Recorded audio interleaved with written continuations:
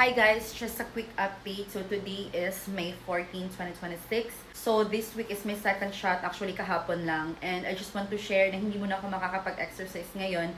Kasi nung first week, if you could still remember, after first shot ko, on the following day, diba sabi ko nakapagsuka ako at sumakit yung ulo ko.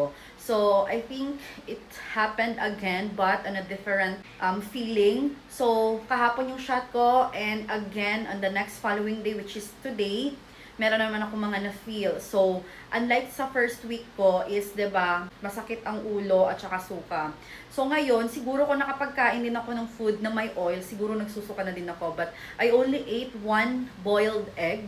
Tapos, wala na. Hindi kasi ako nagutom kasi nga, 'di ba, second shot ko na kahapon, nakapag-shot na ako ulit. So, technically, normal lang na ma-feel ka ng gutom, like, palapit na ang next shot mo. So, kaya nag-control ako ng maigi kasi mas prone sa temptation na kumain kasi nga malapit na ang next shot. So ngayon nakapag next shot na ulit ako, so nawala ulit yung gutom. But meron na naman ako na feel this time, nag-live ako kanina, parang pinagpawisan ako ng bongga, like parang mahihilo ako or what. But uminom lang ako ng water. So para maiwasan ng bloated na tiyan, wag lang kayo uminom ng malamig na tubig. So only water, water, water every time uuhawin tayo. Huwag tayong matempt na uminom ng matamis kasi sa nafe-feel natin na uhaw, parang yun yung parang maging mas masarap na inumin.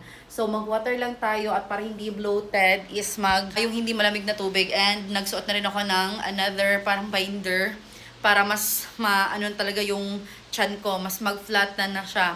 And ano pa yung na-feel ko? Ngayon, masama pakiramdam ko. Parang may lagnat ako sa loob. I can feel it and I already take medicine na BioFlu. So, stop muna tayo ng exercise.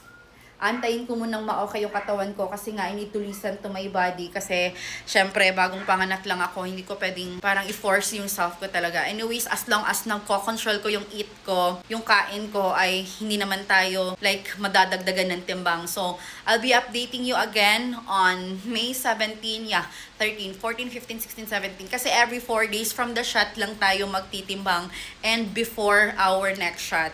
So, see ya. Wala mo ng exercise. Thank you for watching. Abang-abang sa next update.